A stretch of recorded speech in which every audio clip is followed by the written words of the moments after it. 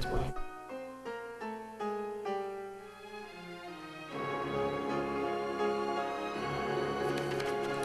Can I have your attention, please? We'll be starting up shortly.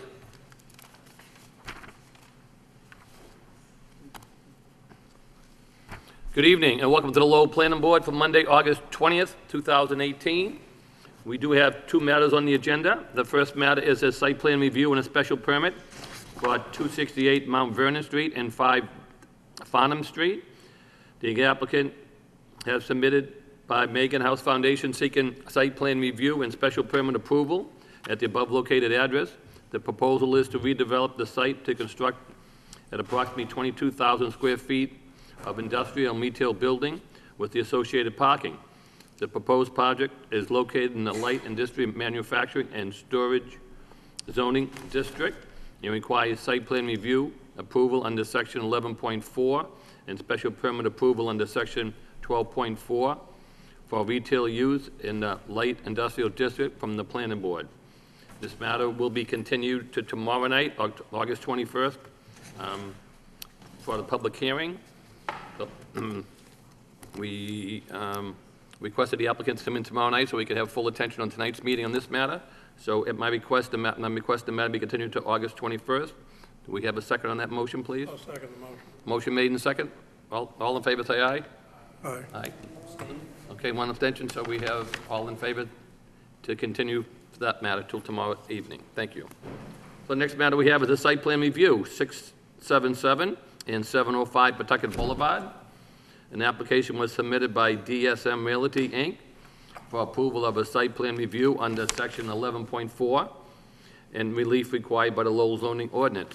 The applicant is proposing to construct an approximate 72,500 square foot market basket supermarket and 12,000 square feet of retail space at the above address with 437 parking spaces, landscaping, stormwater management, and utility improvements.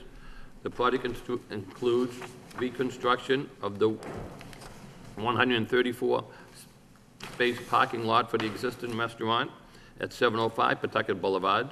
The site is located in the suburban mixed-use zoning district. May we hear from the applicant, please?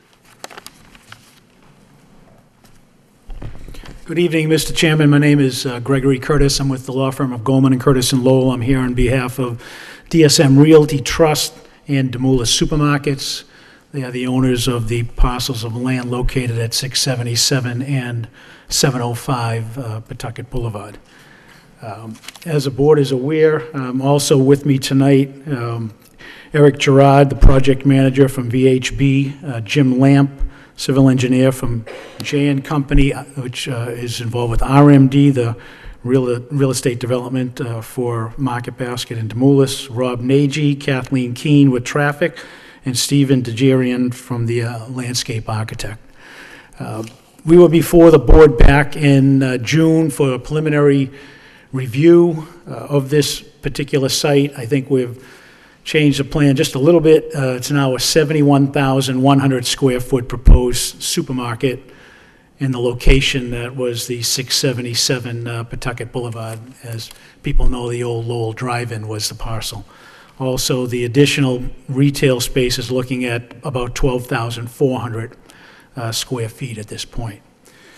So we had a meeting with the board back in June to review a few things. We've also had several meetings with the planning and development that took place in July. We also had a meeting on July 20th with the Pawtucketville Association to go over hopefully the plans, some of the architectural features, and what we were planning to do at that site. So we feel it's a real positive step in the right direction. This has been a long time coming for the Pawtucketville area. The project will be a wonderful development and also providing access and safety for people, pedestrians, and road traffic going into the site from the Pawtucketville and from Old Ferry Road. So I think without further ado, I'd ask the board if they want to open it up to either the engineer, or if they have the questions, we can start with the with the particular individuals that can answer questions regarding the board. You can start with the engineer, that'd be fine, sure.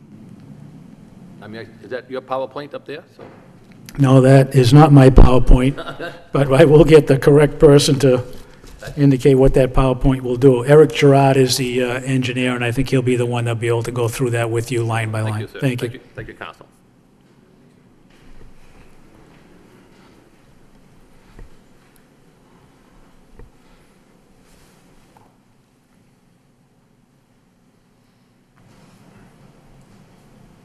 Good evening, Eric Gerard, civil engineer with VHB, project manager working on the project with DSM and the project team. As Greg mentioned, the whole team is here to answer any questions that have come up, both by the board, the neighborhood groups, and by staff. Just to start out, Greg pretty much went through the introduction. VHB were the civil engineers, traffic engineers, landscape architect on the project. Demoulas Supermarkets, DSM is the applicant. RMD is the development arm of DSM, and Goldman Curtis, PC, is the local counsel. Proposed project, 71,100 square foot market basket, 12,400 square foot retail store. The existing J.J. Boomer's restaurant is there to stay. We're proposing just to bring the parking lot up to new standards. The proposed project improves the site, the access, utility, stormwater management, and landscape, as well as traffic and off-site improvements. Tonight we'd like to go over a few points, just the project status, the current reviews, and the coordination that we've gone through. Current site conditions, the existing conditions that are out there now, proposed project, the site improvements that we're proposing, the traffic and off-site mitigation, and then summarize. So currently, we've gone through the Massachusetts Environmental Policy Act, the MEPA process. We filed the ENF draft environmental impact report and the final environmental impact report. And we received a certificate from the Secretary April 13th of this year. Additionally, we had the preliminary hearing with the Planning Board back in June, multiple city staff coordination meetings, as well as the Pawtucketville Citizens Council preliminary meeting with them as well. Additionally, forthcoming, we have to be here with the Planning Board for site plan review. We're going to be before the Conservation Commission this Wednesday for the notice of intent application, and that's due to the work within the floodplain, the border and land subject to flooding. And then additionally with the Zoning Board of Appeals for a curb cut variance and some signage. Additionally, further state review will be the Mass DOT and a state access permit. So up on the board right now is the existing site as you see it today. The large, oh, it's not working on the screen. Open field area is the former drive-in theater. As you can see, it's a pretty dilapidated, broken pavement status, some grass in there. Additionally, the J.J. Boomer's restaurant to the bottom left. The site is about 14.3 acres combined with the two parcels, the larger 12.4 acres and then the smaller J.J. Boomer's 1.5 acres. Zoned SMU, the suburban mixed use. It's at the intersection of Pawtucket Boulevard and Old Ferry. And surrounding the site, as most people probably know, is the fraternal organization to the north, Pawtucket Boulevard to the south, the bowling alley, religious use, and cemetery to the east, and Old Ferry to the west. The site is also located within the surface watershed of the Merrimack River, which is just to the south of the project on the other side of Pawtucket Boulevard. Additionally, as I previously mentioned, the site is located within the 100-year floodplain, which is also known as border and land subject to flooding and jurisdictional under the Wetlands Protection Act. So we are going in conservation for the notice of intent, and as part of that review is stormwater management is also reviewed with the Conservation Commission as well as Mass DEP. There are no other wetland resource areas that have been identified on the site by a wetland scientist.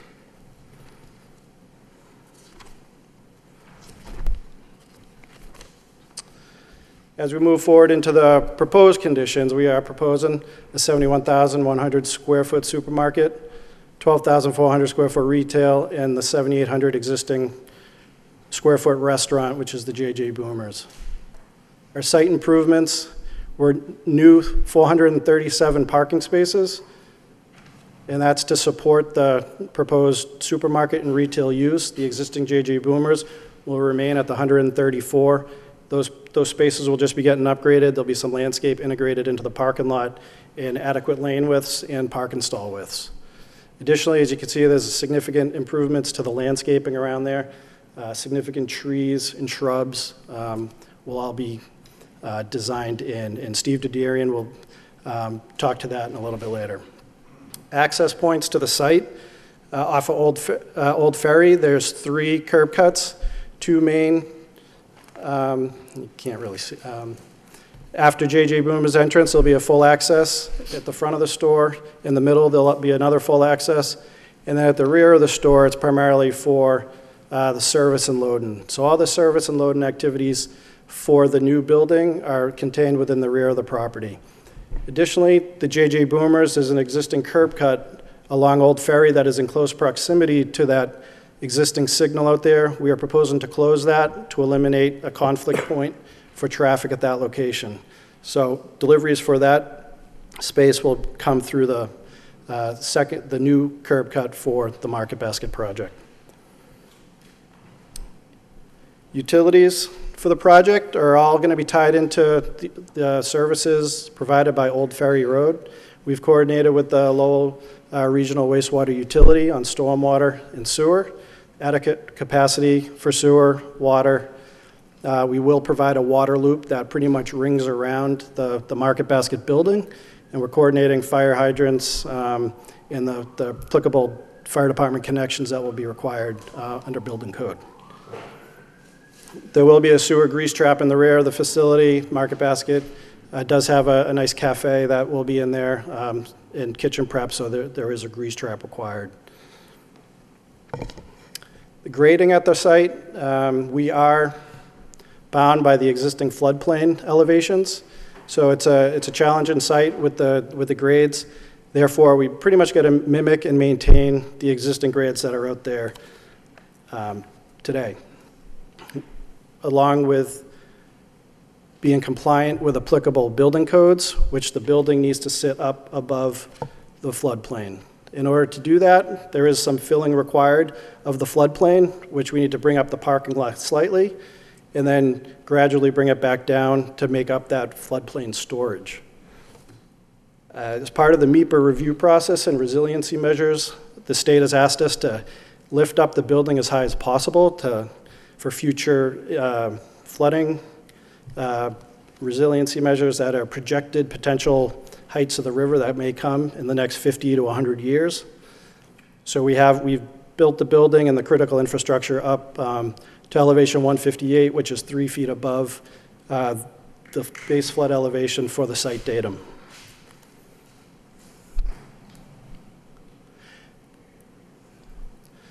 This next graphic shows the actual floodplain at the property. The figure on the left is the existing floodplain.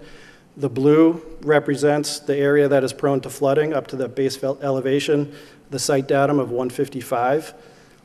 And as you can see on the bottom right, that's our proposed development, and shaded in blue is the new floodplain. That's the mitigation that we're required to do on a 1-to-1 ratio so that we don't adversely impact the flooding in the area. So we have complied with the state regulations for the impacts of border and land subject to flooding, and this is what will be discussed Wednesday with the Conservation Commission. Additionally, for the,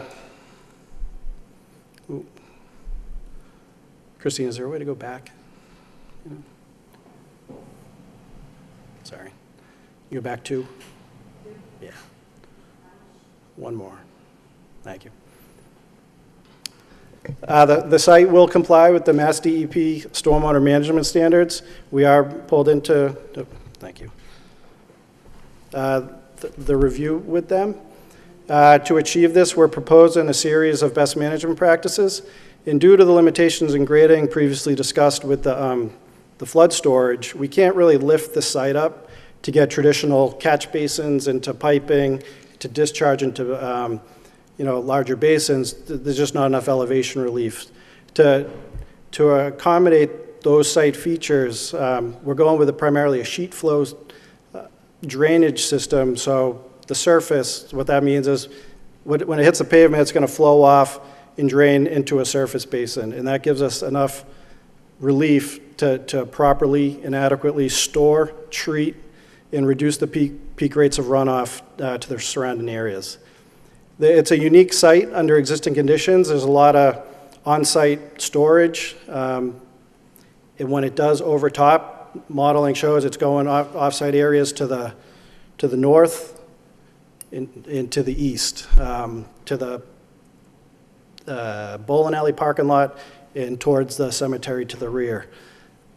As part of this development, we want to eliminate that. We don't want our stormwater impacting our butters. So we're capturing it all. We have some large, shallow infiltration basins that will collect that, and then we'll fill up and it'll allow it to either infiltrate into the ground or during the really heavy storm events, and at the request of the city, they're connected into the municipal network that pretty much get it direct out to the river to alleviate peak rate concerns.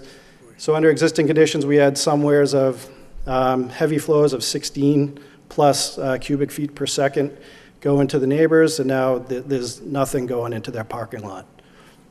So overall, dramatic improvements to that stormwater management system. And then moving forward, I'd like to ask Steve to come up and talk about the landscaping improvements that we are proposing.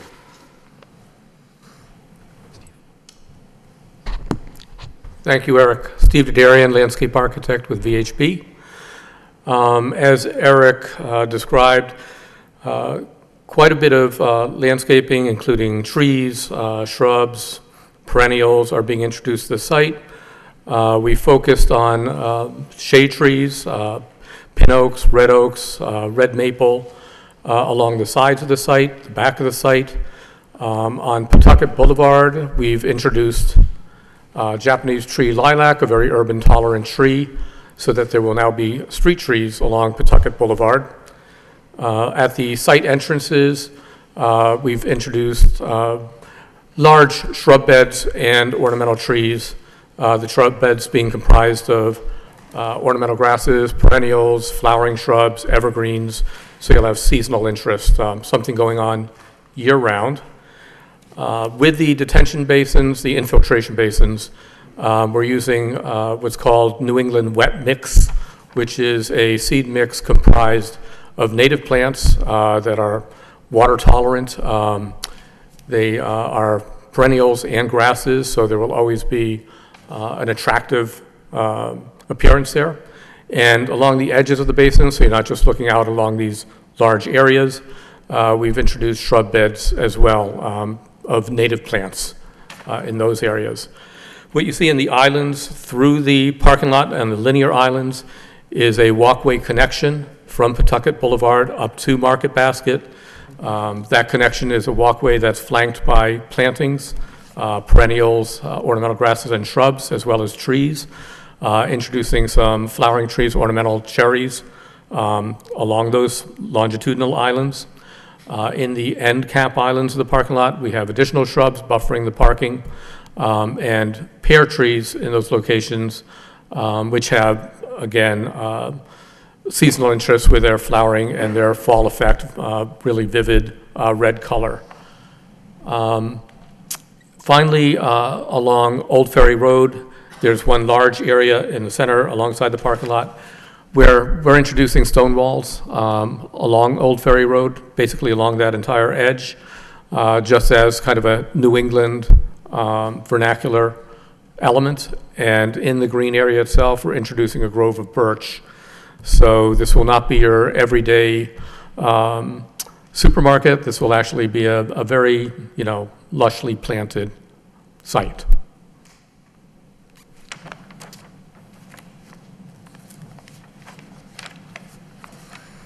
Thank you, Steve. On the next slide, we're getting into the architecture of the building. In our package, we proposed two different concepts, and the reason for the two is we really were looking for the city's input, the planning board's input, the neighborhood group's input on what the look and feel to the actual building.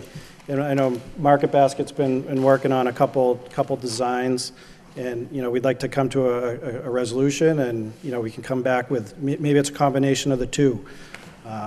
But this first elevation, it's primarily brick facade, windows, and the next elevation kind of softens it up, not all brick, with some paneling at the top. So we'd like to discuss that further with the board and with the city, and come to an agreement on a final design.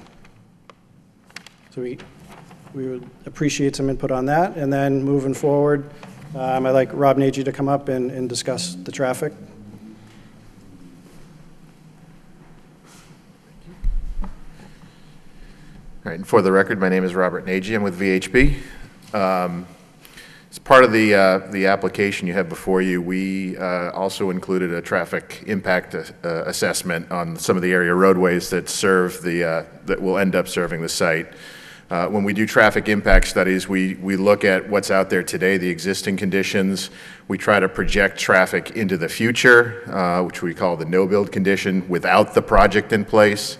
And then we overlay the project's impacts, estimated impacts, onto the area roadway using a bunch of statistical evaluations to see, what the level of delay increase might be at certain intersections and areas around there. And then we look to mitigate those impacts on the area roadways through physical mitigation and other means. The project initially went through, as Eric had pointed out earlier, the MEPA state level review. The reason why it went through it is that MassDOT requires an access permit to be issued for this project. So MassDOT has taken a good hard look at the impacts to State Highway. They've also provided a bunch of comments on the local roadways as well, but certainly deferred those issues to the city to evaluate. As part of that study, we evaluated 9 local intersections through conversations with your prior traffic engineer and with the state as well, looking at both signalized intersections that will immediately serve the site and a few other outlier intersections that will likely see some impact or have been locations that had some traffic congestion associated with them, with or without the project in place. We spent a little bit more extra time focusing on both Pawtucket Boulevard, obviously, is the front door to the site, Old Ferry Road, making sure the access worked well, and then Varnum Avenue, as we know that's something that most of the residential traffic coming to and from the site will originate from and depart to that location. In addition to that, again, I need to go back, but that's all right. Oh, I got the button here. All right, in addition to that, we did a local safety evaluation at the local intersections. We looked at 5 years of crash history, vehicular crash history at all these study area locations, and in fact identified a location that has a higher than average crash location or tendency at it. We went through the state process of what's called a roadside safety audit, where we met with city staff, MassDOT staff, ourselves, and any interested bystanders who happen to be impacted by this location, business owners, for example, and went through a whole evaluation of what could happen. This is at the specific intersection of Pawtucket Ave and the Rourke Bridge. As you come over the bridge, it's the first major intersection there. Obviously, a lot of issues associated with it, the bridge, the nature of the bridge, the sight lines that go along with it. There were some issues at the time with some damage that was occurred out there to some of the traffic signal controllers, which has since been repaired. And what happened from that is we generated a list of low medium and high-level impacts to address some of the safety impacts there. As part of the applicant's commitment to the state and certainly to the city, there's an agreement to put about $30,000 towards implementing some improvements at that specific location beyond what has already happened out there. And additionally, there's another commitment for about $15,000 to look at pedestrian crossings and actually implement some pedestrian crossings at that location as well, build that into the traffic signal there. We did look at transit services in the area. There are no Lowell Regional Transit Authority lines that run directly adjacent to the project site, but there are some on Varnum and on the other side of the river, on the other side of the Rourke Bridge. We've engaged conversations with Lowell Regional Transit Authority to see what options we have. Is there an opportunity perhaps to bring a shuttle bus into or a bus line into this site? Traditionally, DSM does work with the local councils of aging as well, maybe bring shuttle buses to and from, various locations into the facility as well to help provide different services there. So there is a commitment to do that and continue to look into that. Obviously, that's at the desire of Lowell Regional Transit Authority if they want to bring a bus line in here, if they think there's enough demand to do something like that. But we'll continue to design the site so that it could accommodate it, but at the same point in time, if there's no desire from them to do that, we'll move on and we'll look for other options to get people to and from here.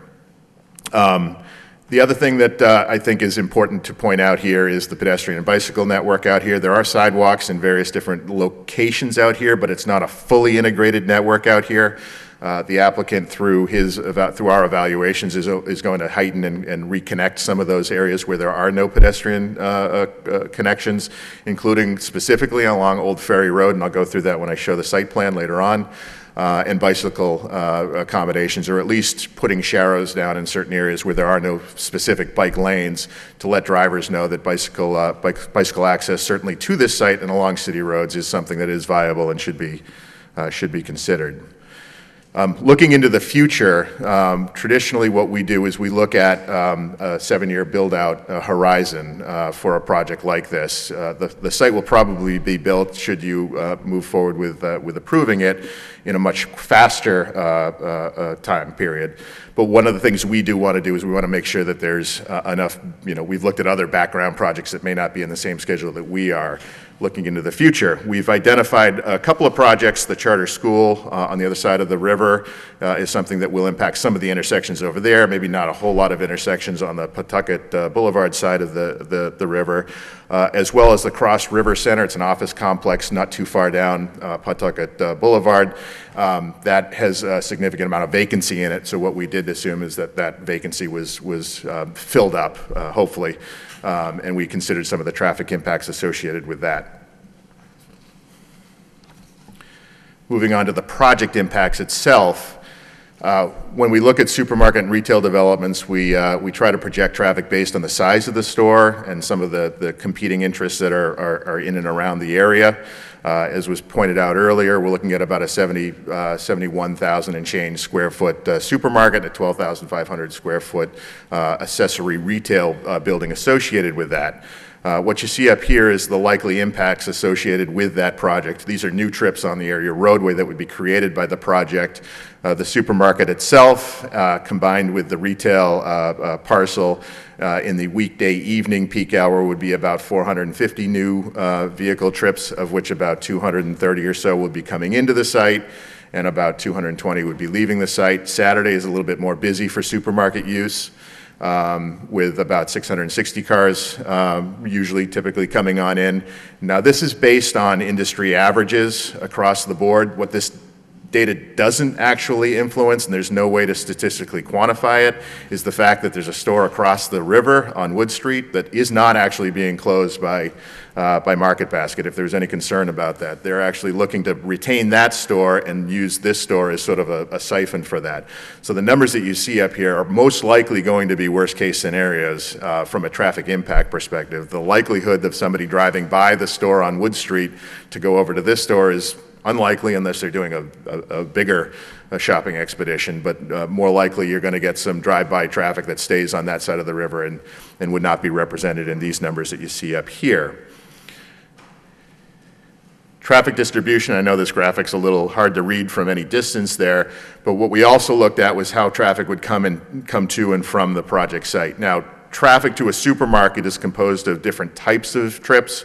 A lot of times people will get in their car and drive to the supermarket, do their family shopping, and then drive back home. We consider that a new traffic, a new trip on the roadway. That's a trip that wouldn't be there if not for the actual supermarket itself. But a lot of traffic associated with supermarkets during the peak hours, the busy commuter hours, 5 o'clock to 6 o'clock in the afternoon, for example, is people who are actually leaving work and coming home. Hey, I need to pick up a loaf of bread, some milk, some eggs. I'm going to swing by on my way home. They'll call their wife, they'll call their husband, and just sort of make sure that that trip is coordinated. It's not a new trip on the roadway. That person's already driving by the store, but they're just simply swinging on in to pick up a piece of food or beverage, whatever happens to be there that they happen to need at that specific point in time. So we look at the distribution of traffic based on those different kinds of factors. Not surprisingly, with the Wood Street store being maintained on the other side, we did use a little bit of traffic coming over the bridge, but for the most part, it's mostly centered to the east and west and to the north of the project site, as you see on the screen here, with only about 20% of the traffic that would be coming to the store originating on the south side of the river. The majority of it would also, the remaining majority of it would likely go towards out Old Ferry and up to Varnum and distribute itself into the residential neighborhood that exists up there, because that's probably the biggest market demand for new trips that are coming to and from the site. Pass-by trips will most likely focus on Pawtucket Boulevard itself, people driving along, commuting home, and coming off that more busy street and into the site. When we add all that information into our models, traffic engineers use models to try to predict delay and impact on local intersections. We look at traffic volumes, we look at what kind of traffic control is there, are they stop signs, are they traffic signals, and how traffic is being processed in and out of these locations. We assign a letter grade to them to try to let us know how much delay exists there today, how much will be there without the project, and how much will be there with the project in place. And in this case here, the majority of the impacts, not surprisingly, are at the intersections that are immediately adjacent to the store location. The intersection of Pawtucket and Old Ferry will see a slight increase, a notable, I should say, noticed increase in delay, and we plan mitigation to address that. And then the intersection of Old Ferry at Varnum, it will also see some additional delay because we'll be sending traffic in that direction. That's a little bit more of a complicated situation because it's an unsignalized intersection, so any mitigation that we do out there will need to either increase capacity or change the traffic control that exists out there. And again, I'll talk about that in a second. The site plan you've already seen. I don't really need to spend a whole lot of time on it except to point out that the driveway access points to the site are located in the southeast corner, which would be a right-in, right-out driveway location. The reason that specific location was selected was it's away from the J.J. Boomer's restaurant that exists there and obviously feeds the site along the site boundary, but it also lines up with one of the potential relocations of the Rourke Bridge. Should something like that happen in the distant, near future, that location there is one of the suggested tie-down points for that and the various different options that were studied by MassDOT. The driveways along the frontage of J.J. Boomer's will be consolidated. Today there's several different curb cuts that exist out there today. This will put that into one more driveway, just one driveway in and out located on the site plan. I'm not sure if you can see it here, but it'd be close to the store that's the restaurant that's there right now. On Old Ferry, the driveway that exists in the back of J.J. Boomer's onto it will be closed. It's too close to the intersection. We want to have a little bit of control in that location there. There'll be a cross connection into the main parking lot for the supermarket site, and you'll have an entrance located about 250, 300 feet away from Pawtucket Boulevard, and then another entrance, as you can see, near the front door of the site. Loading activities will be in the rear of the site. One of the questions that was asked when we met with the neighborhood group was where are the deliveries coming from and going to? Everything, the applicant is committed to having everything come off of Pawtucket Boulevard. There'll be no traffic, no truck traffic heading up towards Varnum in that direction. I just wanted to point that out for folks. So I mentioned one of the locations that will see some impact is the intersection of Pawtucket at Old Ferry. Today, when you come down Old Ferry Road to the intersection, there's one single lane of traffic that arrives at the traffic signal down there. Our proposal in working with MassDOT is to widen that to provide separate left and right turn lanes coming out of Old Ferry. It's a simple improvement. It seems relatively low impact. There'll be sidewalks provided on the east side where the J.J. Boomers is, and the level of improvement that results from something like this brings it back to and then better than existing conditions that you experience out there today. At the intersection of Varnum and Old Ferry, our initial proposal at this point in time is to provide separate right and left turn lanes onto Varnum. And I'm going to walk you through a series of other options that are being considered, and we certainly want to work with both the city staff, yourselves, and peer reviewer if you so end up choosing to hire one, and coming up with the optimal solution at this location here. But what you see here is separate right and left turn lanes here. Certainly anybody who's tried to make a right turn out of here today under current conditions recognizes that the left turning traffic gets delayed rather long as they're trying to get into the flow of traffic out there. So the idea here is to simply separate the left turning traffic and the right turning traffic. Right traffic won't be delayed as much. They only have to cross one lane of traffic. They only have to enter the strain of traffic. Left turns will still be delayed, but they'll be delayed and not hold up the right turning folks. The next proposal would then expand upon that to provide actually a left turn lane off of Varnum Ave into the site. Again, recognizing that there'll be an impact of traffic that will be wanting to come to the site from that direction, and we don't want to hold up unnecessarily folks who are traveling through the location. That's an option that will also increase the viability of this intersection and allow for traffic to flow a little bit smoother in and out of here. What this does do, however, it does potentially keep the speeds on Varnum, which we heard was an issue, at a higher rate because traffic can now go by the traffic waiting to turn left. It's not a natural traffic calming mechanism where you have somebody waiting to turn left and you have to slow down as you approach them from the east. Signalization is something that is on the table. The intersection itself currently is not warranted for a traffic signal, but it's really close to it. We could make an argument and work with the city and look at different ways to approach it, but a traffic signal is almost ready to be installed there, at least from a volume perspective. We did hear, and I suspect you will hear later, from the neighborhood group that a signal might not be the most supported option at this location. Not necessarily saying it's off the table, but we do want to have a discussion, certainly with staff and the neighborhood and perhaps yourselves and the peer reviewer to decide if this is an option that we should pursue any further. Traffic signalization obviously will have a good benefit in that it will control traffic coming in and out of the intersection itself. It will also slow down some of the traffic along Varnum. It also will create delays and impacts out there that may not necessarily be part of the community character, and this is something that we want to spend some time working with you folks on. And then the last one,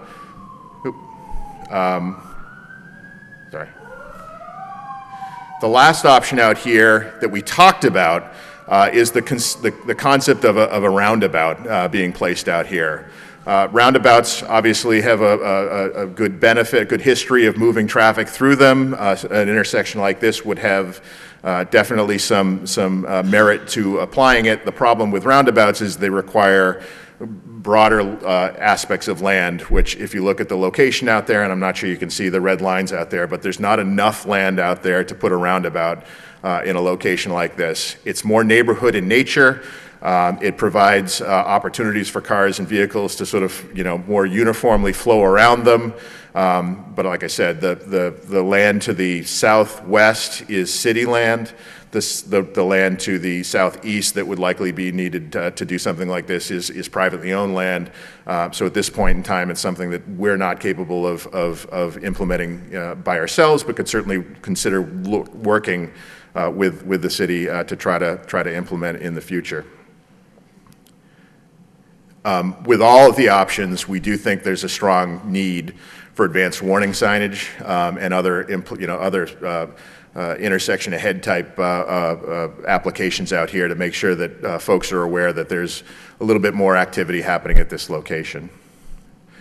Off-site mitigation at other locations. We talked a little bit about the Rourke Bridge initially with the safety piece of this, looking at about a $45,000 contribution to improve pedestrian and safety issues at that location, continuing to look at the state for long-term solutions there and working with the city and the state to try to advance those to the best of our ability.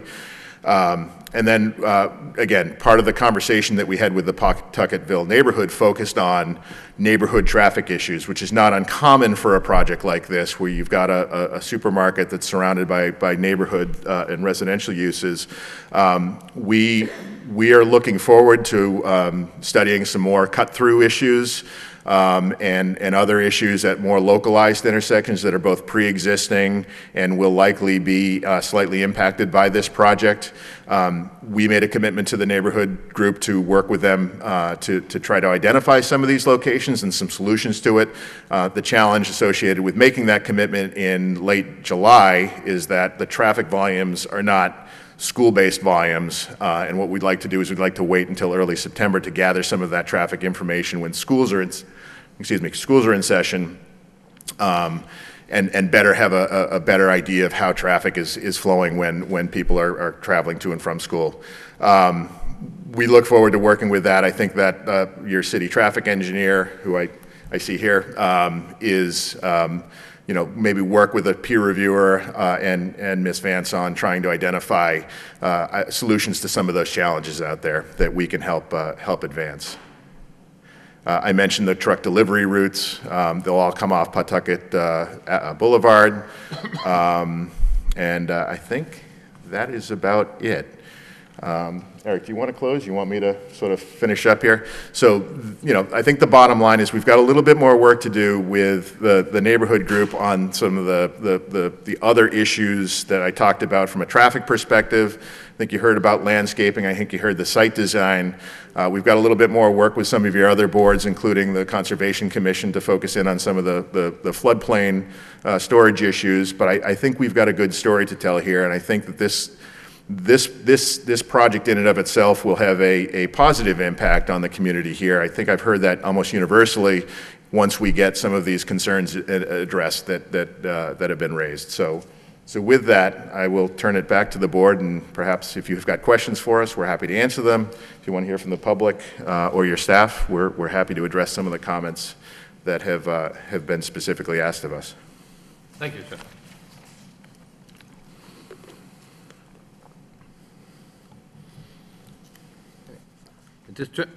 At this point in time, I'll turn it over to the public. Questions and concerns? I'll start this. Does anybody like to speak in favor of this project? Anyone want to speak in favor? Sure, you can make, sure, no problem. Sure.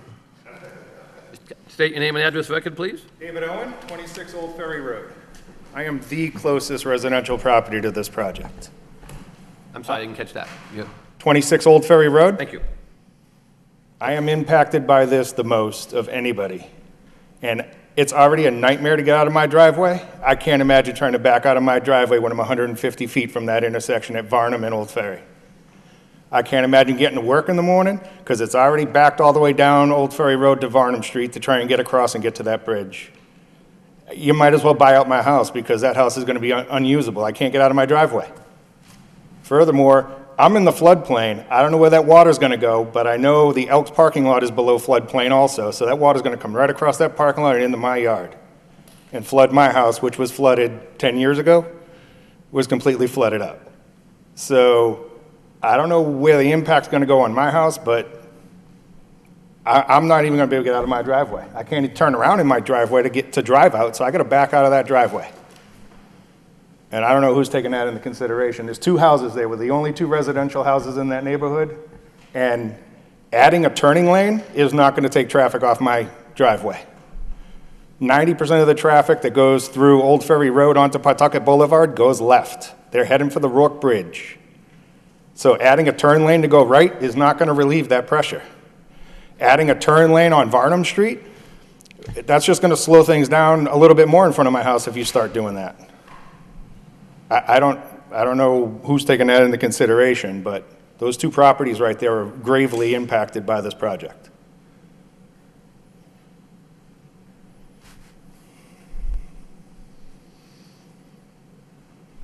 Anything else, sir? That's what I'd like to bring up for now. Thank you very much. I'll be at the conservation Sure. on Thank you. Wednesday.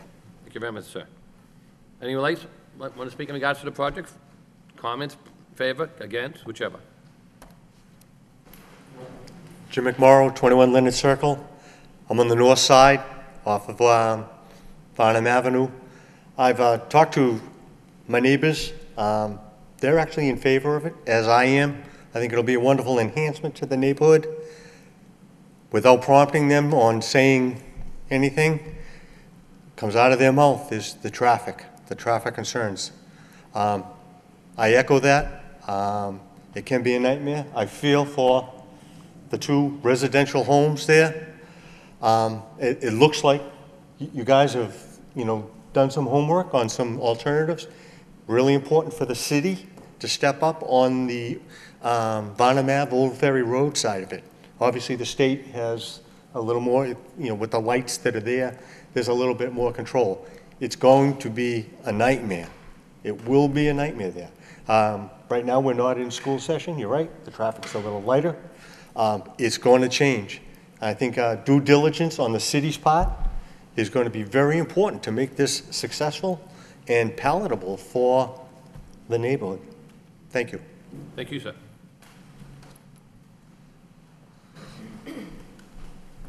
Hi, Deb Forgione. So we did meet with the team as PCC Executive Board, John Hamlet and I did, and we did address some issues, but I'd like to leave that for John Hamlet to speak in a minute, because I'm going to speak as an abutter.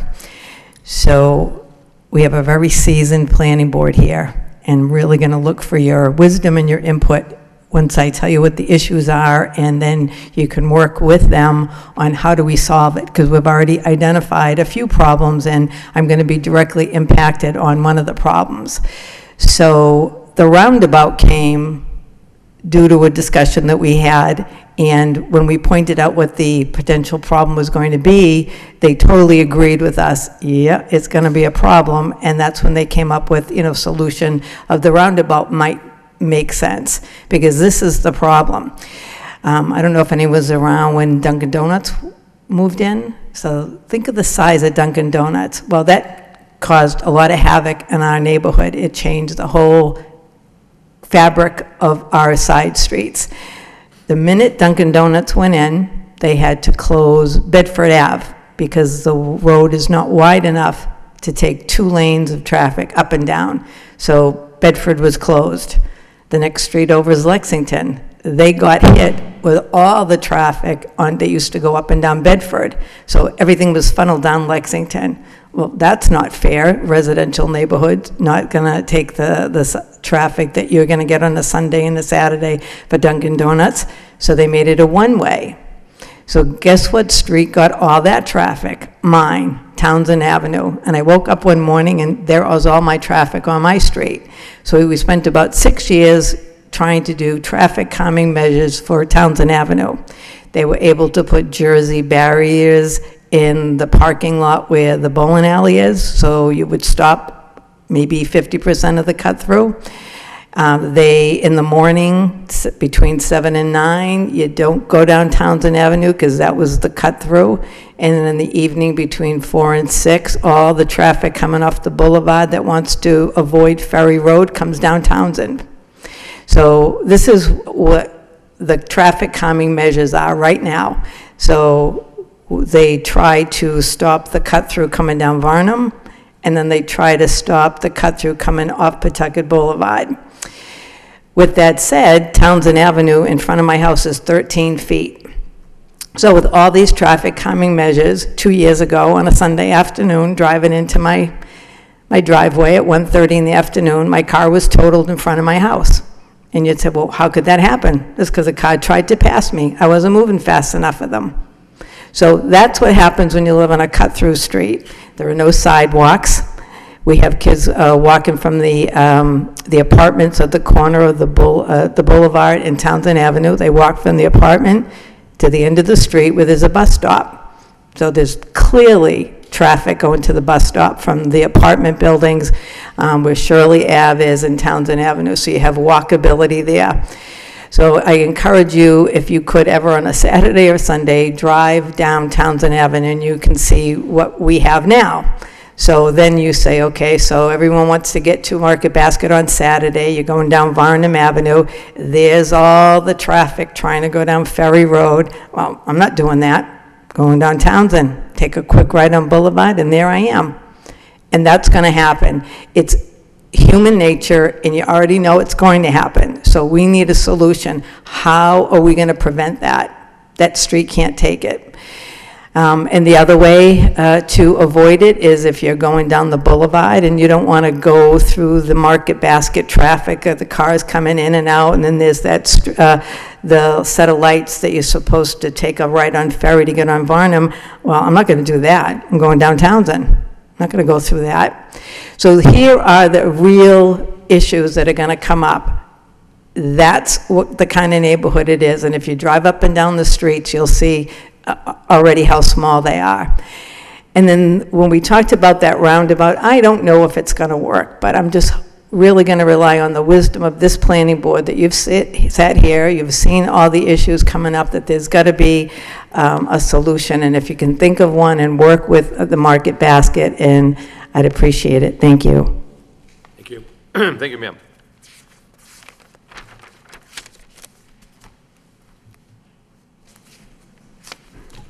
Yes, good evening. John Hamblett, 495 Varnum Avenue, speaking both with my Pawtucketville Citizen Council hat on and as the guy who lives at the corner of Varnum and West Meadow. We had a very good conversation. Probably 75% of our substantive discussion with the Market Basket team was based around traffic. You've already heard most of the issues. I wish I was standing in front of you to talk about the Demoulas Dog Park and Nature Walk, but that's not the case. We have one of the largest Market Baskets in the region going in to a suburban neighborhood, and that's creating problems for us. There is absolutely nothing that I can say to the two families on Old Ferry. I've got no good news for them at all, other than they'll be able to walk to a grocery store. But aside from that, I would start negotiating the sale of my house. The critical issues that we discussed, and this is just a repetition, I thought the representative, the traffic engineer, did a good job of representing our concerns. They did mention that most of the Market Basket trucks do not have that sound when they back up, the beep, beep, beep, beep. But of course, all the other trucks will, including those that service the retail space and those. So there's a noise issue, so we're going to be looking for some kind of restriction on when deliveries can be made. I know this was done for the Lowe's project, where there was concern about loading and unloading at hours that are too early or too late for a neighborhood. So that's something that I would ask the planning board to consider.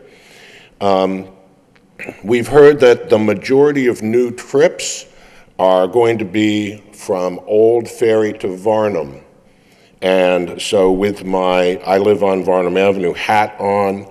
As you all know the history of Varnum Avenue, that from my house at West Meadow down to the boulevard, that was all widened and straightened in order to put the trolley in. Well, the trolley's not there anymore, and so now we've got a really nice, wide racetrack. And that's what happens. People get up to 50, 55 miles per hour, and then they start hitting the curves as they head towards Market Basket. I'm going to be meeting and introducing ourselves and meeting our traffic engineer, and what we are going to be talking a lot about is traffic calming on Varnum Avenue and on West Meadow. How many senior citizens' residences do we have along Varnum Avenue, and how many schools do we have along West Meadow? Far too many for what I think is a 40 to 50% increase in traffic flow. So traffic calming is going to be a very important issue for us, and we hope it's going to be an important issue for you also. Also, we need to consider the fact that for a good part of Varnum Avenue, there are no sidewalks, or there's only a sidewalk on one side. And everybody thinks the bike lane, which, by the way, is completely worn out now and you can't see, they think that's where they're supposed to walk. Now, if you increase the traffic volume by any percentage, and you've got people walking in the streets, I'm afraid the results are going to be disastrous. So we're going to be looking to the city for solutions. I've been approached by a bicycle activist group. They would like a physical barrier between the bike lane and the road. And in particular, they would like to see that if traffic is going to increase. And then Deb has already pointed out the problem with Townsend Avenue. The one good thing about the intersections close to Market Basket, and I consider that to be Old Ferry and the Boulevard, and Old Ferry and Varnum, is I'm assuming that our goals align with Market Basket.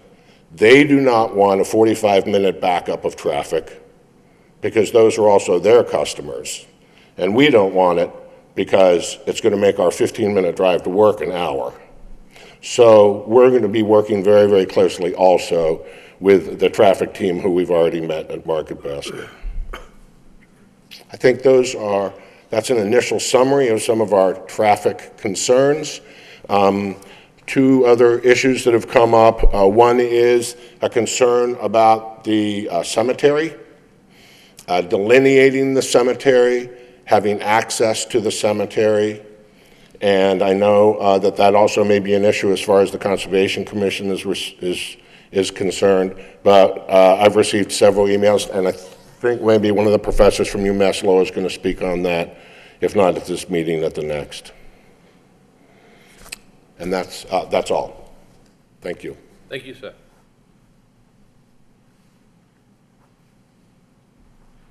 Anyone else like to speak? My name is Hemchand Berajawala. I am living end of the Old Ferry Road on Varnum Avenue. And this will be a very, very disaster for the traffic on the Old Ferry Road. I see the map that the coming from the Pawtucket Boulevard has a 2-lane going to the Old Ferry Road to the Varnum Avenue. But the coming back, I think it's one lane. It should be both sides should be 2 lanes. That will help for the traffic. In the morning and in the evening is a lot of traffic on the Old Ferry Road. So that is the most concern about me. I'm living more than 10 years over there.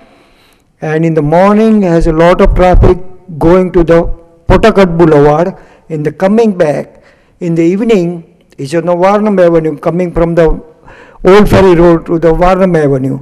Second thing, there is no bus line going to the Pawtucket Boulevard, so for the senior citizen it's very, very difficult for them. I have noticed since more than 10 years that in the winter, the Roodkey Bridge is never been cleaned by anybody for the snow. So these people are struggling going in the snow with the snow boots, but still they get sweat. So this Roodkey Bridge is also never been cleaned and nobody take care of it. So this will be my concern about it, that there should be a bus lane going in the Pawtucket Boulevard, just like the Varnum Avenue. That will help the senior citizens on the other side, on the Camelot Court, as well as on the other side in the Westminster area, on the Tyngsboro area. That will help us also. So that's all I'm concerned about it. I'm happy that they are coming here, but this will be Old Ferry Road, be a big traffic problems. Thank you. Thank you, sir.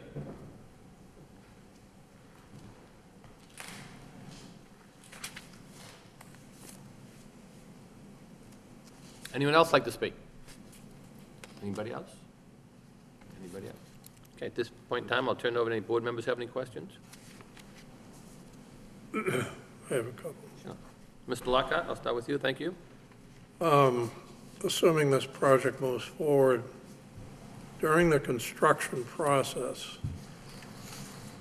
are there any plans in place that would limit the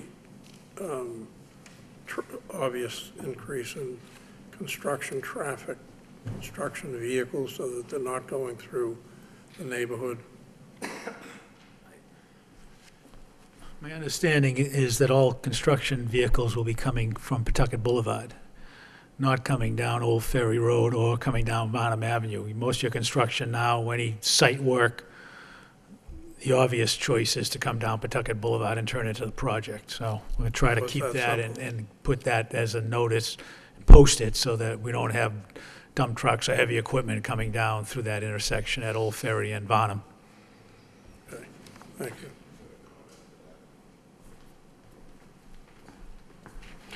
If I could just further comment on that, we've had great success with the Lowell General and Duville Manor, who have diverted both construction traffic and routine truck traffic off of Varnum Avenue.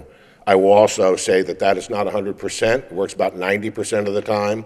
So we still get increased truck traffic. So whatever the truck traffic is, it's going to Market Basket. All is not the word we're going to be using. It's probably 80% will be using the boulevard. It's just too tempting to not stop down by Lowell General. Make that right turn on Varnum. There are no stoplights, cruise all the way down on that nice wide road and turn left on Old Ferry. You don't hit one damn light. But if you go down the boulevard, 2 or 3 people might be crossing the road, got to stop at that light. And so what happens is it's never 100%. And the other thing is, I would like to point out that that is effective as long as we have effective administration and management at the institution. So we've had very good support from Lowell General, and we've had very good support at Duville Manor. Both Naomi and the management at Lowell General have been very receptive. So we assume, because it's an ongoing problem, there are always violations, we're always calling these institutions. We'll be relying on very good relationships with whoever the senior person is at Market Basket, who will be able to direct all of their vendors that that's not the road that they should be taking. Just to confirm, I think your question was talking about construction vehicles. That was during the construction Right, current activity. construction vehicles. And the difference we have from Lowell General and from Duville is Duville's located on Varnum Avenue. Lowell General is located on Varnum Avenue. We're not located on Varnum Ave. We're located on Pawtucket Boulevard.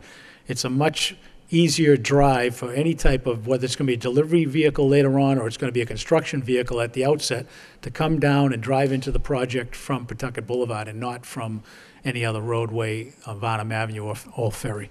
Yeah, that's very clear. Thank you. One other You question. didn't hear what I said. There are no traffic lights on Varnum Avenue. All right.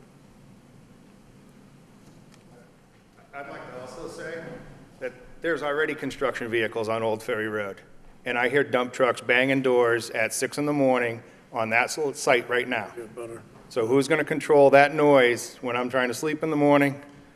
When I'm trying, it's just ridiculous. So I don't know what type of restrictions there'll be, but it'll echo right across that Elks parking lot, right into my bedroom window. So that noise is going to be a problem no matter what.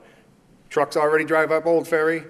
The trucks that come off that lot turn around in the Elks parking lot now. The dump trucks, the long tractor-trailer dumps, are turning around in the Elks parking lot and pulling back out to make the U-turn back up onto Pawtucket. Both main entrances to this site are in Old Ferry, not Pawtucket. I don't see those tractor trailers swinging that entrance to swing in from Pawtucket Boulevard into this lot. They're going to come in off of Old Ferry, which is just going to back me up even more. I have a hard enough time getting to work in the morning.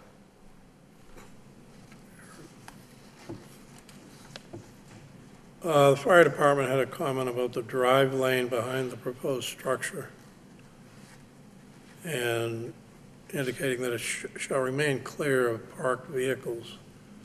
Proposed signage shall be installed prohibiting parking for emergency access. Can you comment on that? You didn't.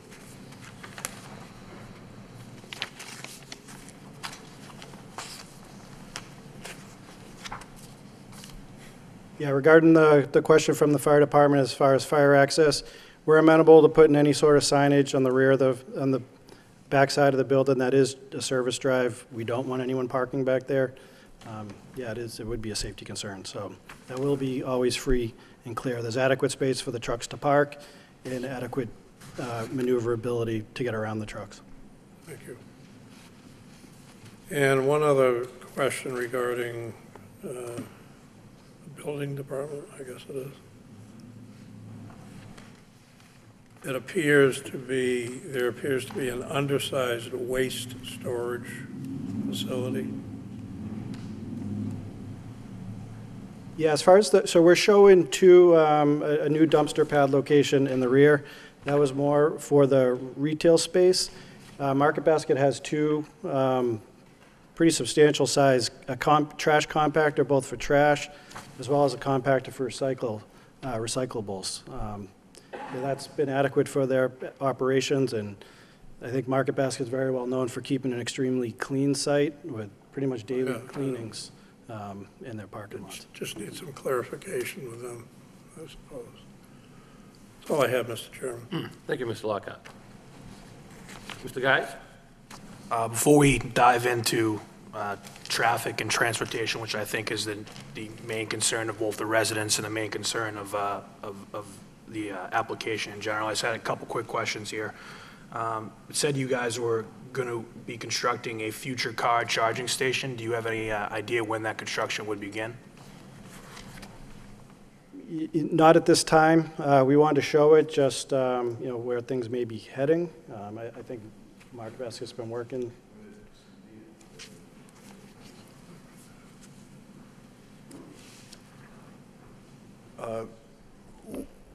We have yet to receive any, complaints from our customers that they need the charging stations, but we have found that it's, quite expensive to try to retrofit putting these conduits in and getting them to the electric room. So we've set it up to service that, but at this time, it's just not, it's not a universally used format, but we're ready for it, but we don't have any facilities on over 80 projects that we've done. And then the need is coming, but it's just not proving to be needed at this point. Okay, thank you.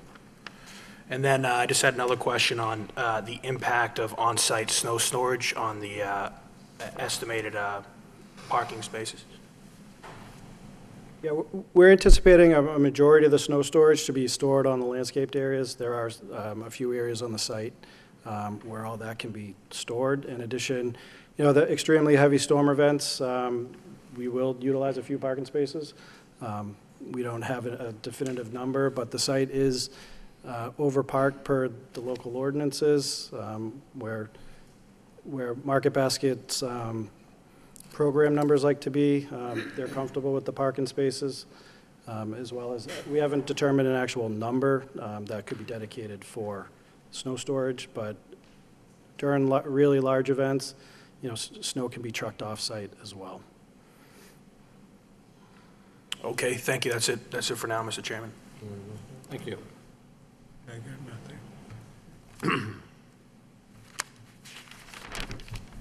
Mr. Snetsky, questions, comments? Yes. Why don't I address the easy one first? And that has to do with some of the design elements of the building itself.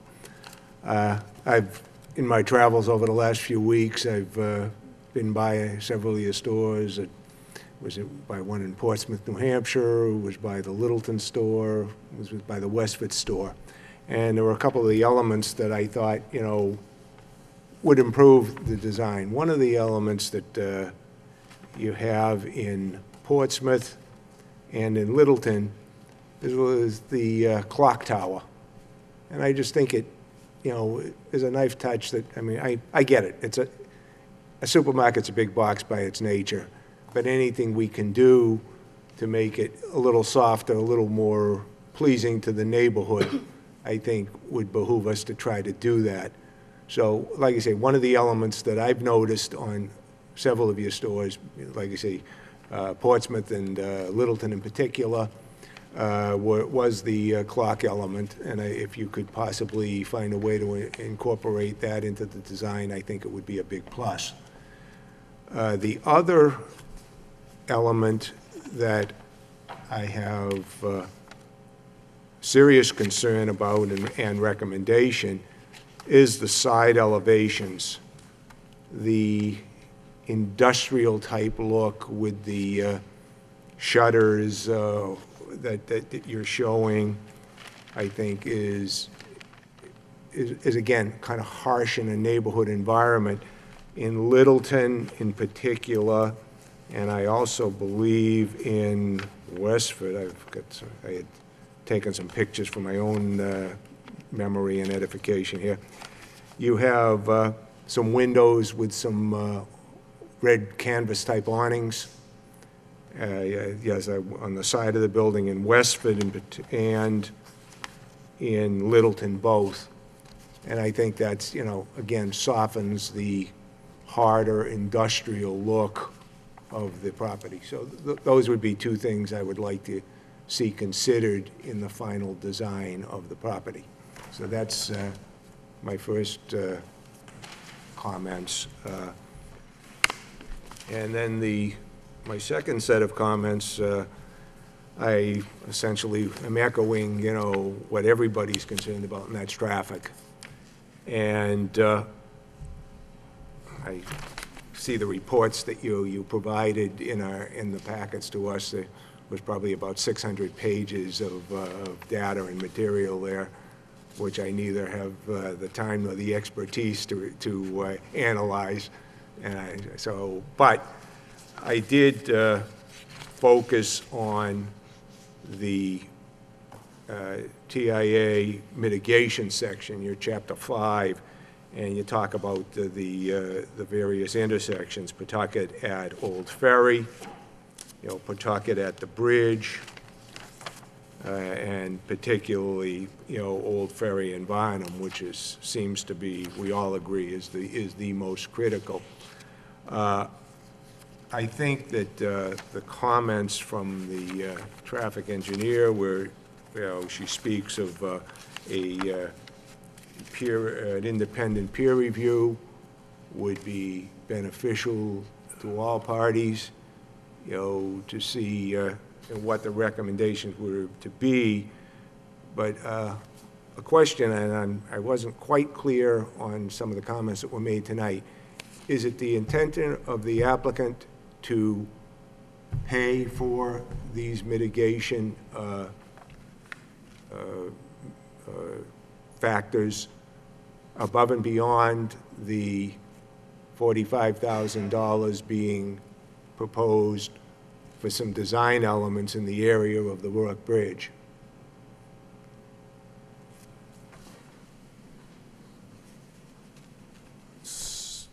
Again, Rob Nagy.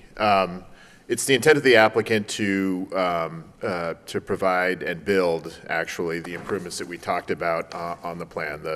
The separate right and turn lanes on Pawtucket at Old Ferry. Obviously, the donation for safety and pedestrian upgrades at the intersection of the Rourke Bridge in Pawtucket, and then the lane widening up at Varnum and Old Ferry. We do welcome the idea of a peer review, independent peer review working on behalf of the city, working with your traffic engineer to evaluate the the mitigation recommendations, and certainly we look forward to engaging in a conversation about what other ideas they may have. One of the elements that I did not mention when I was up here, and I'll take this opportunity to add into it, is a traffic monitoring program post-occupancy. A lot of projects come before cities, municipalities, and present mitigation plans, and then when they're approved, they walk away, they clap their hands and say, we're done, and the other issues are on you. In this particular case, the applicant, being the Demoulas family and somebody who respects the neighborhood, is committed to doing a post-occupancy monitoring and working with the city to address other issues that we may, unintended or unknown issues that may spring up, traffic calming being one of those. So there also is a long-term investment that will likely happen. We've had that with other applicants in the past, and we do appreciate that because, you know, the proof is in the pudding. All the statistics in the world can only predict, but, you know, until it actually happens, where we can't be sure. I agree 100%. So my understanding at this point is, you know, Demoulas and Market Basket is prepared to pay for those mitigation issues at the various intersections we're discussing. Correct. Okay. So that's it. The payment for the mitigation, the peer review, and those design elements which I had suggested, those are the things I would like to see addressed. Absolutely. Thank you. Mr. Malovich? I don't really have, I have, a lot of the questions I had have been answered. I do think the project is a good one for the neighborhood, for service-wide, but I too have concerns about the traffic, and I think the peer review is probably a good thing to do to get another set of ears on this thing. Other than that, that's all I have to say right now. Thank you. Thank you. Mr. Fischette. Thank you, Mr. Chairman. I certainly would like to thank the applicant for taking a lot of what we had suggested at the pre-application presentation into consideration. I know, taking a look at the landscape plan, I believe you had 171 trees on that lot, which was critical to have that, have the appearance of a suburban location. Again, it's a suburban mixed-use zoning district. And kind of give a little of the background, and this really gets into the design elements. And I had some concern with Mr. Sinensky mentioned that the clock tower. I have to tell you, if you're involved in the Pawtuckaville Master Plan, the height of those buildings along Pawtucket Boulevard was a vicious battle at the meetings, vicious battle. And if they could see the grand view come tumbling down, you'd probably have a very happy neighborhood for the most part, to be honest with you. They want that to be an anomaly. They don't want that to be the pattern. They don't want to have a developer point to that and say, that's the neighborhood character. So to have a beacon over the tree line is something that I don't believe the neighborhood would want to see. I don't believe the homes along Varnum Ave want to be able to see something like that. The homes on Townsend Ave would want to be able to see anything like that. So I believe, you know, the height requirement in that zone is 40 feet. What are you looking at? And of course, I was a little concerned when it was mentioned that, and obviously, again, you get some challenges being in a floodplain with the elevation, and you were actually going to bring that up above the flood elevation, and of course, adding the 36 feet to that. Do we have what that's actually going to, from a realistic perspective, if you're on Old Ferry, what the height is of that is going to really be from say the surrounding neighborhood height from even Old Ferry? We have any idea? The elevation on the plan shows 36 feet to the top of and the increased elevation on the parking lot was what, 2 feet possibly? Come on up. And the site has materially risen over the years, by the way. So it's just been amazing to watch it kind of come up from the surface. I'm not sure about that. I don't have any background to that, but as far as the existing site goes, the contours that are out there now, there is a portion that is outside of the floodplain. So that height, that's already elevated now. So we're actually, there's a little knob that is coming down slightly, and we're kind of leveling out that pad to elevation 158 to support the. So, I mean, and again, my concern is with the design elements, and obviously getting into that, but that height, would not want to see that height exceed the 40 feet, and really want to have on the plans verification that the height would not exceed that in your design elements. And I certainly would not want to see that, and you have to take into consideration, I'll be honest with you, and all due respect, I didn't understand your answer on that, as far as there is going to be an effect from where it is on the site with the height from the neighborhood. Am I missing that? As far as the existing grade or the height of the structure? Well, the height of the structure on the existing grade, I guess. So, I mean, that's higher than the surrounding area. Right? It's higher than the Elk site. Correct. Yeah, I don't know all the immediate surrounding elevations. Right. But I know it like the back of my hand. So we really don't have an idea what. I'd love to see some. I'd love to see a rendering from the street level, what that's going to appear like as well. Yeah, Jim, I'm sorry, I didn't introduce myself the first time. Jim Lamp with J&Co, civil engineer, and I am basically in-house with Market Basket. They're my only client. We have no intentions of asking for any variances on the height. The one design is 30 feet and the other is 36. Through the MEPA process, we were requested to raise the building 4 feet above the floodplain. We were able to raise it 3 feet. Where the building is now is already above the floodplain by a foot or two.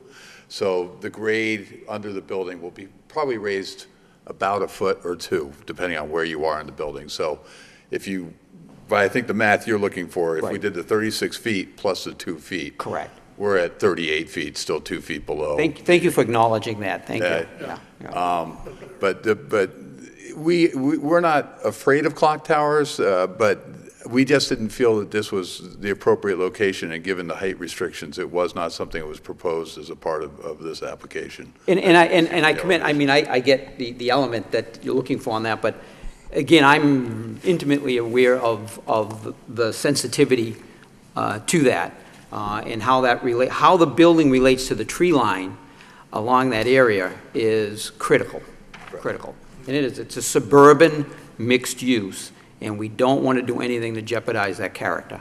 And as far as your request to see the elevation from the street, it's so subtle. Mm-hmm. I'm not sure it would. You can capture that. You could even capture the grade difference from the street over, the 500 feet back to where the building is. Okay. It's only raising 3 or 4 feet to where the grade will be. So I don't know if you'd be able to see that. But again, I want you to appreciate what the concern is on that. Okay.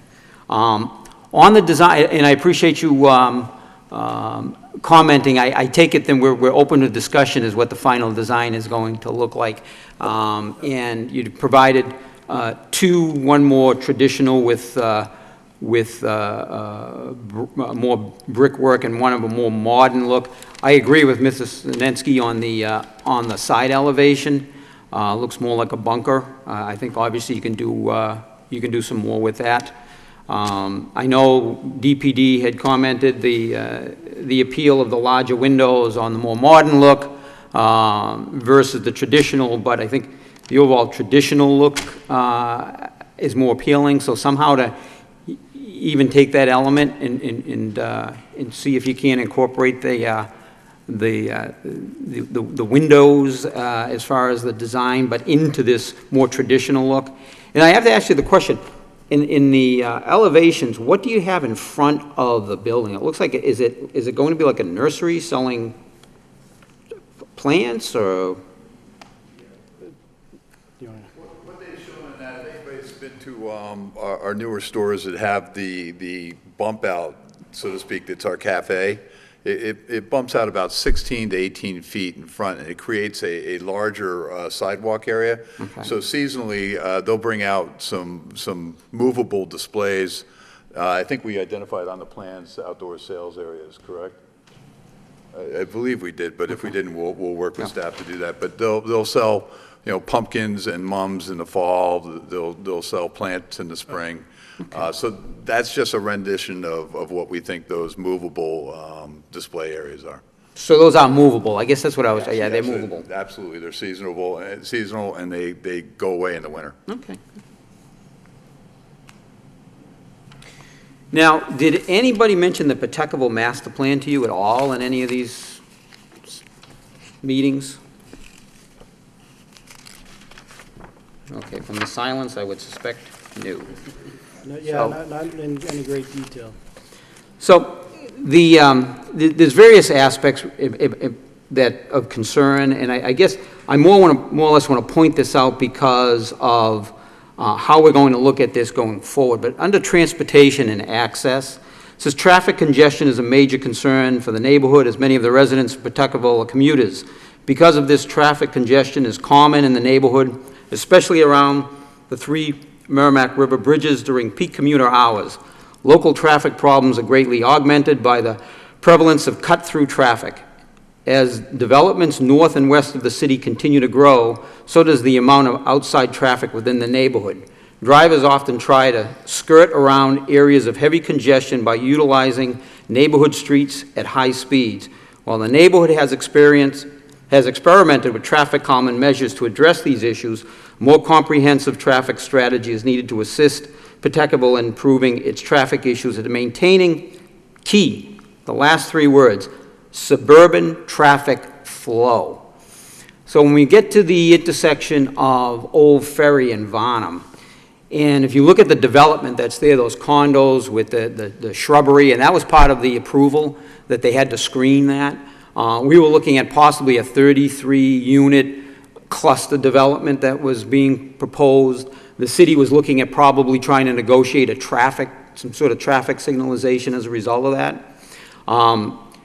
I personally sat with people that live within that intersection.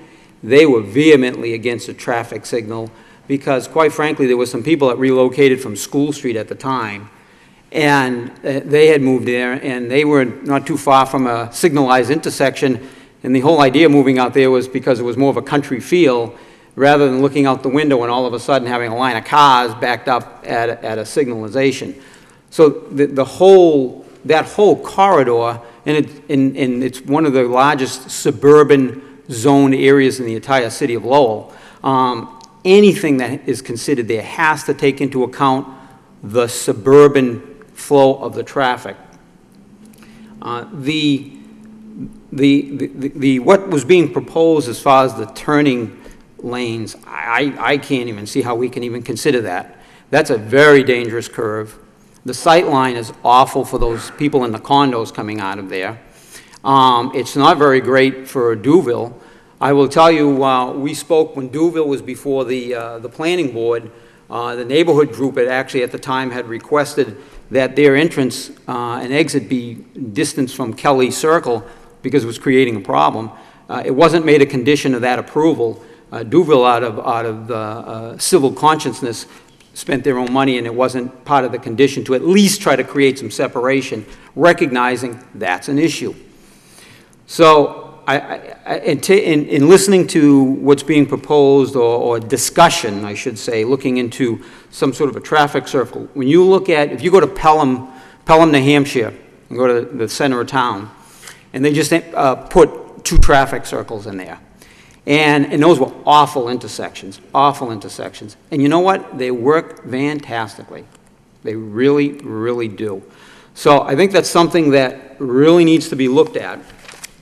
I wouldn't approve anything that required a traffic light, and I wouldn't approve based on what we're looking at for turn lanes. Something has to be done there. We cannot go forward on something with an impact such as this. Now, the other thing as well is, under transportation and access of the plan, the city will ensure that the neighborhood traffic does not increase as development occurs on Pawtucket Boulevard by encouraging traffic onto Pawtucket Boulevard. I'm happy to hear.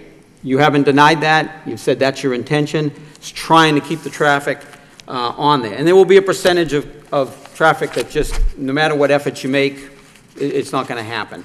But obviously, the efforts have to be made for that. And then also, again, in the Pawtucketville Master Plan, we talked about design elements, and that's why I want to give you credit on that. I've looked at that landscape plan. And one of the elements we wanted to see is provide the highest quality of landscaping and architectural design. I do like the elements. I was disappointed to hear that Conservation Commission meeting was canceled because there was lack of a quorum. I really wanted to see you go through Conservation in case there was a different iteration of the plan so that we could look at that. So I certainly would want to see, I wouldn't want to vote on a plan that Conservation hasn't looked at.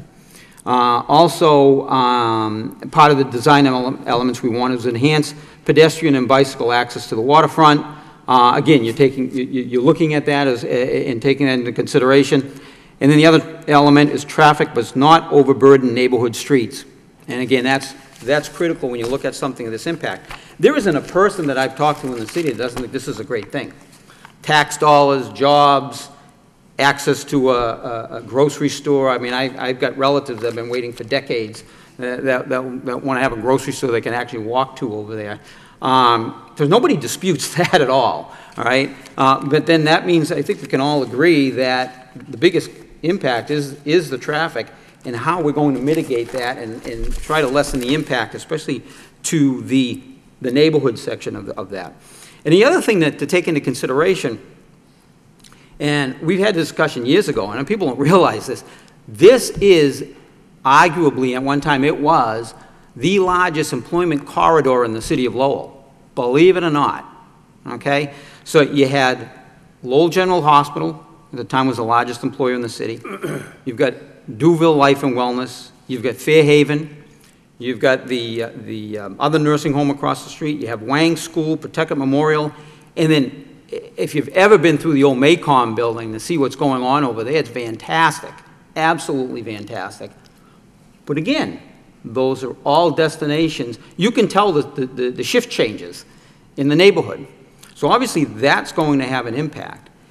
And, you know, unfortunately, and a gentleman with the home on Old Ferry, you know, interesting thing on that, the neighborhood group actually tried to stop those homes being built.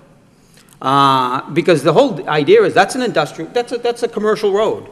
It's a commercial road, and the whole idea was you have a signalization on Pawtucket Boulevard that's perfect to direct the traffic there. But what are you going to do? Those poor people that are going to live there. The local Conservation Commission denied the project, and it was appealed to the state. That's how those houses get built. So I feel for you.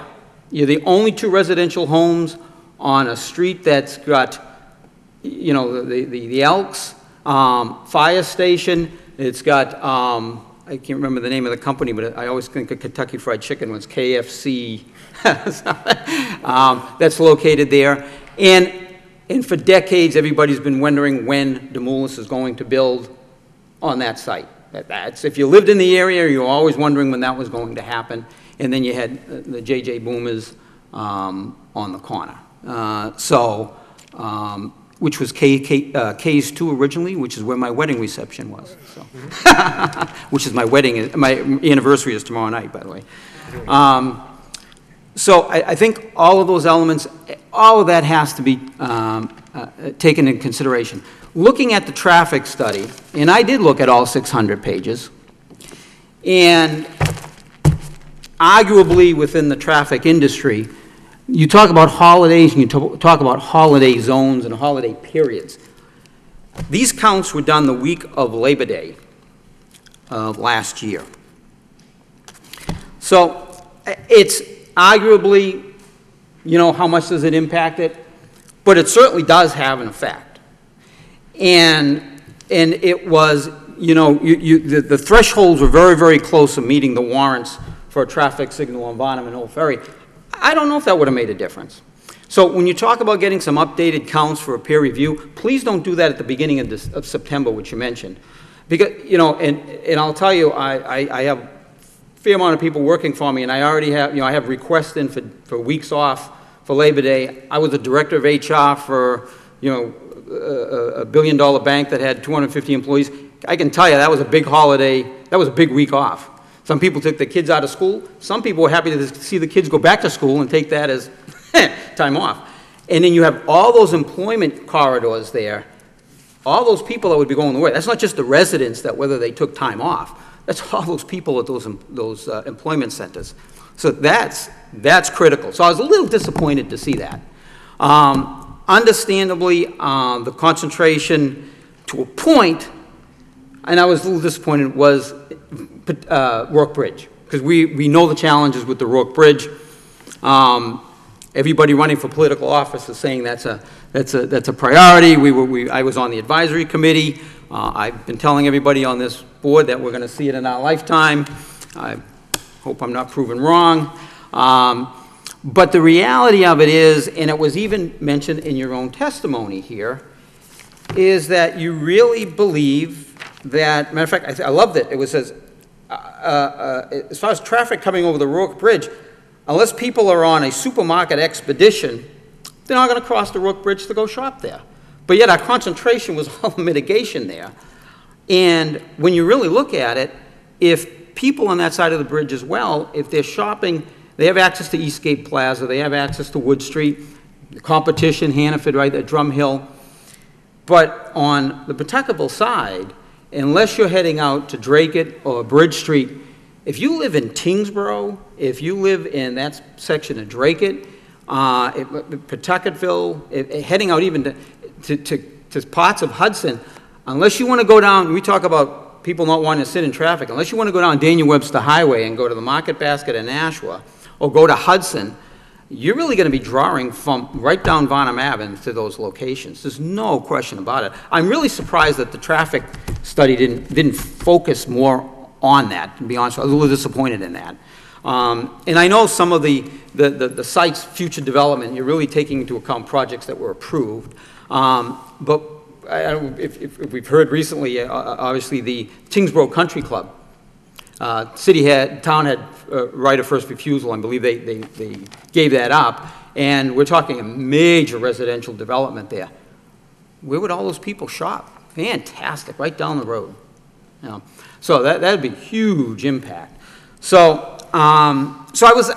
again, I commend you. You really listened to what we were saying, but I looked at this and I don't think there's anybody in this room can dispute everything I've just said. So certainly I have some concern with all of that. I think a peer review is critical, but a peer review with an eye for the suburban solution to traffic mitigation on those streets. I don't want somebody coming back saying a traffic light should be there. I don't want, okay, I really think it's unacceptable, all right? Because it changes the character of the neighborhood. Now you go back to the original master plan, the most important thing in the residents of the city of Lowell was a neighborhood character. And the people that live downtown, they love it.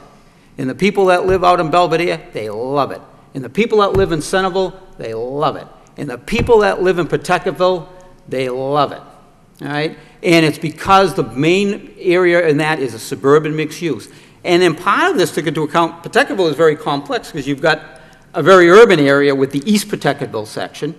And there's a lot of elements to that in this plan, but a lot of the elements, and we couldn't even come to an agreement with city officials and residents on the final solution for the area and where you're building. As a matter of fact, DPD drew worst case scenario of what could be built on that site. So, and it wasn't a supermarket, by the way. So, but that's been looked at for decades, and with an eye for something really good can happen there, but boy, we've got to be sensitive to the neighborhood. Let's not try to do it at the expense of the neighborhood. There's so many good things about this project. And again, you can list it. Tax revenue, local jobs, access to a supermarket for people that had to, go outside of the neighborhood. So those are all good. cleaning up the site. I love the trees along Pawtucket Boulevard. You listen to that. That's what, that was an element of the pre-application hearing. What an opportunity. That J.J. Boomer site is awful. Awful. All right? So you're really taking that into consideration, and you're really, from a streetscape perspective, I think you've done a good job with that. All right? So a lot of good elements. I think, obviously, I think we're all in agreement then we have to come back, right? Looking for a lot of these things to be addressed, and I would really implore you to take to heart everything that was said here this evening, and especially the suburban solution to what we're looking at. It's got to be a suburban solution. So, thank you. Thank you, Mr. Chairman. You're welcome. Okay, I only have a couple of quick comments, and obviously it's the traffic. I think the consensus is to go with the peer review. If we request a peer review, that would be at the expense of the applicant and not the city. Is the applicant willing to pay for the expense of the peer review? Yes. We've had some success with peer reviews on the other side of the river, so hopefully we can have success with on this side of the river. The only, since if we're in the consensus for the peer review, obviously we need time to have the peer review done and further have more traffic study involvement. So we'd have to continue the matter to a future meeting. I don't know how much more time the applicant will be looking at, how much more time they want to take into consideration that school's back into session and look at the traffic matters on that matter. So obviously our September 6th meeting would be too soon. So I don't know if you want to go to the end of September or the beginning of October. Our dates would be September 20th, I think October 1 and October 15th, I believe, right? Last week in September is when, the 25th? It's the 20th, we meet on a Thursday night, so if you want to look till October, we can either do October 1st. 15th. I think October 1st. October We have 1st. conservation this week, and then we're going to go to ZBA, and we want to have, hopefully, this That peer way it review can give you a little more completed. time to get the peer review completed, have a chance to discuss it with your people as well as city people. Okay. Okay. So, having said that, I will make a motion to continue the matter till October 1st. Second that, Mr. Chairman. Motion made, second, all in favor, say aye. Aye. Aye. So the vote carries. The matter will be continued till October 1st. Thank you very Thanks, much. everybody. Appreciate you all the input. Thank Thank you you. all the residents coming down. Thanks to all the developer people. Thanks to the city people. We appreciate it very much.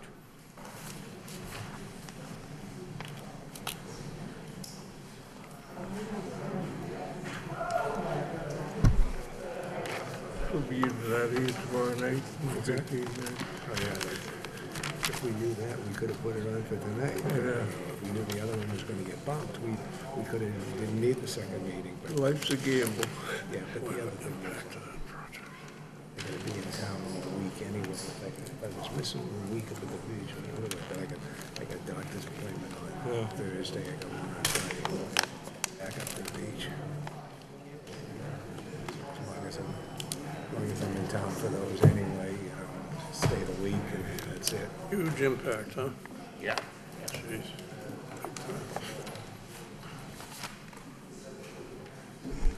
Mr. Chairman, just a monkey wrench in the scheduling. October 1st is also the Pawtucketville Citizens Council monthly meeting. Okay. We're gonna be here.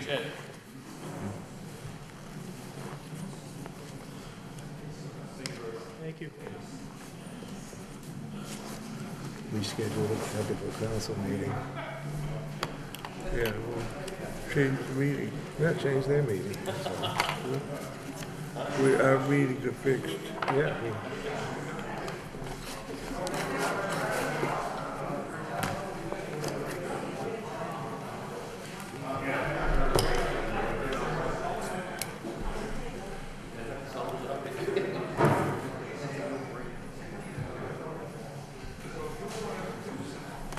I was gonna get up and clap after Dave's speech. Huh? I was gonna get up and clap, give a standing ovation. Jerry? Yeah. Oh, I knew he'd have plenty to say tonight. Oh, yeah. He knows. I know. He lived it. I realize that.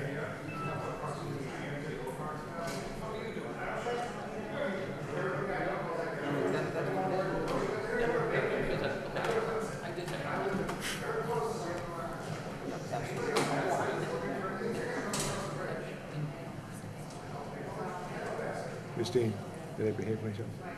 Did I behave myself? Well, just when it was going to be a controversial project, so I'm thinking 10 steps ahead. Yeah. Like if Oh, yeah. Whatever reason you guys denied it and they appeal it and you had a presentation. Yeah. Then No, I mean, so I'm not, like you it's said, not tonight, I mean, this was gonna get built, I mean, there's no question, it's just a, I'm glad to hear that they're prepared to pay for it. I go to the market basket at Stadium Plaza. Yeah, that's where I go. Okay, and that thing has impacted the neighborhood for years, but I don't see all this traffic that they're projecting. Old Ferry Road is a problem. Yeah. Physically. That's where it's all gonna be. But you see, I think, but the thing is, like, with Stadium Plaza, there are so many other access, there's so many different directions that people come to it from. Yeah, well, it's just, They come off the highway up Clark Road, they come the back way through Clark Road, they come up still Roger Roger Street. Street equals Pawcatucket Boulevard. Yeah, but, like you say, I think there's Clark Road right, equals Farnham Avenue. It's not always filled with traffic. I travel that a lot. See you later. Thank you for all the architecture comments. I don't get that stuff.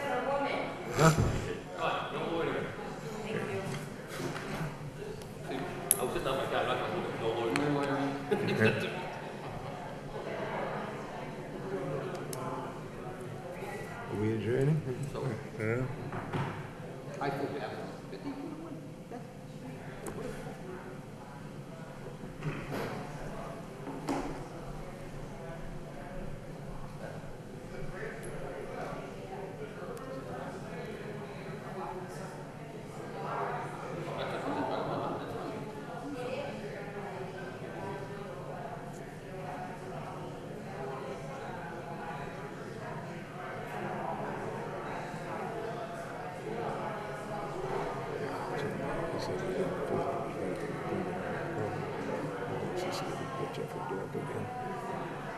Give it back. We did the other peer review. Oh, yeah. What if the rules you paid for? Well, I mean, I guess they have to agree to it, but, they say, do you want staff to recommend that they get him? Yeah.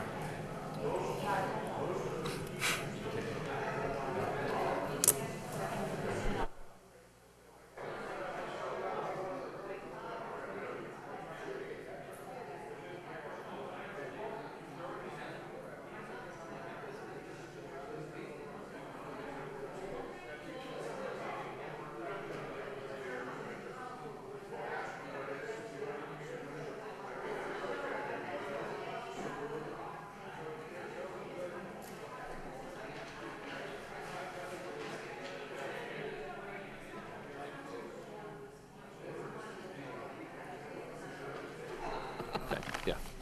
Give me 1 second. Okay. So moving along on the agenda, any other board members have any follow-up from other businesses? I have a couple. Mr. Lockhart?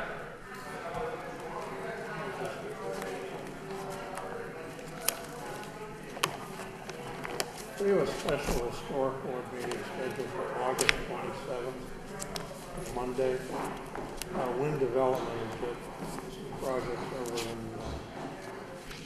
Appleton, really out of Hamilton Canal Innovation District. It's called Parcel 8 and 9, there's some new construction. We need to look at to move that along so they can take advantage of historical tax credits. Also, we'll probably be looking at the redesign of the project of the hotel down there. Oh, yeah. All redesign. Sure, that we approved last year in the site plan. Yeah, Okay. that's still being worked on. Okay. So that's on the 27th of Monday. Okay. Thank you. Any other board members have any follow-ups, anything from NIMCOG? Mr. Chairman, we actually canceled our August meeting, so, and we didn't meet in July, so we'll be back in session in September. Okay. Staff have any further comments? If not, okay. I would entertain a motion to adjourn. So moved. Motion's made by Mr. Malovich, second by Mr. Snetsky. All in favor, say aye. Aye. Motion carries. We are adjourned. Good night, and thank you very much, everyone.